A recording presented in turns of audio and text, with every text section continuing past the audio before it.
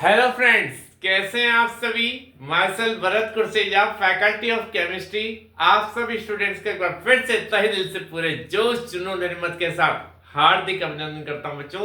बच्चों, हमने जो हमारा पिछला लेक्चर रहा था उसमें हमने क्लास 10th केमिस्ट्री का जो हमारा चैप्टर 1 है केमिकल रिएक्शंस एंड इक्वेशंस, उसके अंदर हमने characteristic of a chemical reactions complete कर लिए थे। यानी केमिकल रिएक्शंस के हमने सारे कैरेक्टरिस्टिक जो है वो पढ़ के कंप्लीट कर लिए थे।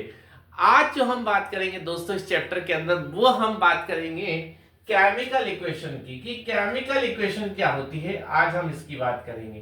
तो किसे कहते हैं केमिकल इक्वेशन, इस पर हम थोड़ी सी बातें कर लेते हैं और आज इस टॉपिक को भी क्लियर कर लेते हैं। चलिए, तो किसे कहते हैं केमिकल इक्वेशन, इसको समझ लीजिए। तो पहले तो मैं यहां पर लिख देता हूं किसे कहते हैं केमिकल इक्वेशन। आप चाहें तो मेरे साथ साथ लिख सकते हैं, लेकिन जब मैं समझाऊं तो रुक जाएंगे। तो केमिकल इक्वेशन किसे कहते हैं? A method, the method of representing the method of representing of a chemical reaction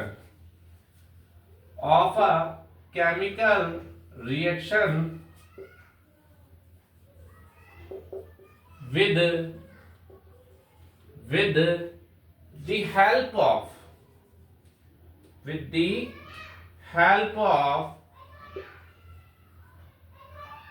the help of symbols and formula, with the help of symbols and क्या आ जाएगा दोस्तों? फॉर्मूला बोल तो नहीं हुआ है? हाँ, नहीं हो ना। Formula of substances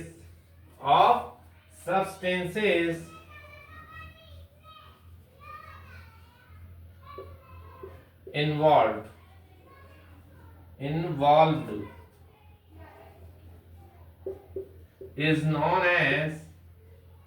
is known as chemical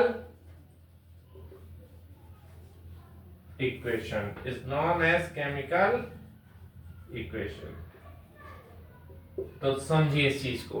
ठीक, अब लिखना बंद, समझना चालू।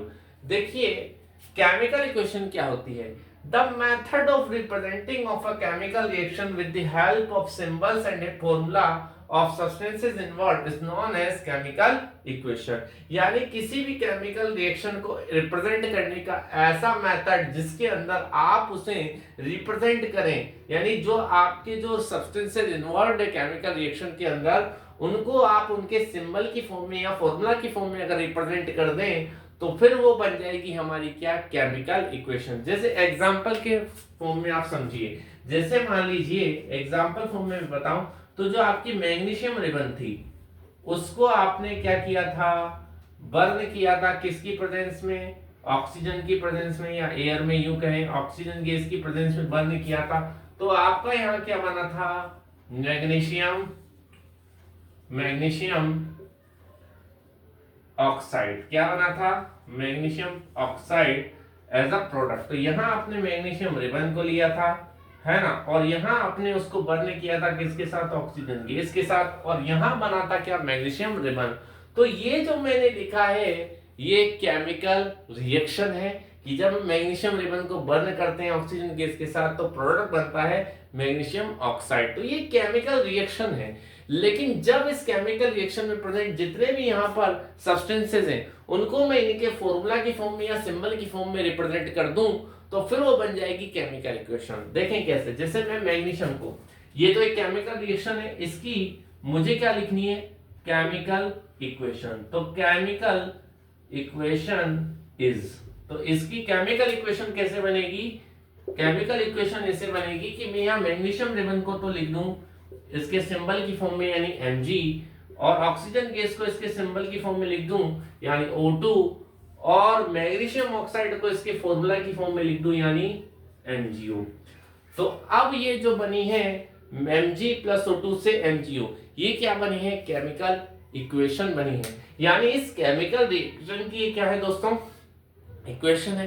तो हम इसे क्या बोलेंगे, केमिकल इक्वेशन बोलेंगे। तो सिंपल सी बात है कि किसी भी केमिकल रिएक्शन में प्रेजेंट जो भी सब्सटेंसेस हैं, जो भी उसमें इन्वॉल्व सब्सटेंसेस हैं, जब हम उनको उनके सिंबल की फॉर्म में और उनके फॉर्मूला की फॉर्म में रिप्रेजेंट कर दें तो फिर वो क्या बन जाएगी, ये केमिकल इक्वेशन बन जाएगी।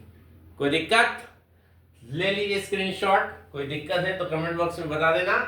चलिए, तो ये होती है दोस्तों क्या, केमिकल इक्वेशन। अब हमने बात करी है, ले लिया होगा स्क्रीनशॉट, लिख लेना बाद में तसल्ली से, कहीं भाग के नहीं जा रही है ना, आपके पास ये स्क्रीनशॉट। चलिए, तो ये तो हमने केमिकल इक्वेशन की बात करी है।